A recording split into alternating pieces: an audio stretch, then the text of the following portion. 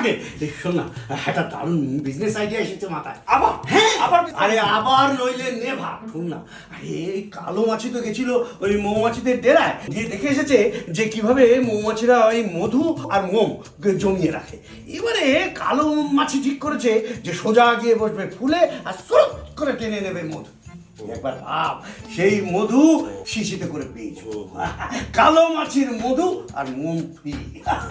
কেমন হবে বলতে পার? শোন না, বাবাকে বলে 20-25 হাজার টাকার ব্যবস্থা কর না, তোকে বিজনেস পার্টনার করে নেবো। হবে তো? হ্যাঁ হ্যাঁ হয়ে যাবে, কোনো অসুবিধা হবে না। আর বাকিটা মামা হ্যাঁ? তুমি ছু শুনে গুল দিচ্ছ, মধু গুল। হ্যাঁ বাবা, কি ভাবো কি তুমি নিজেকে? শুনেছিস? হ্যাঁ, শুনবো না?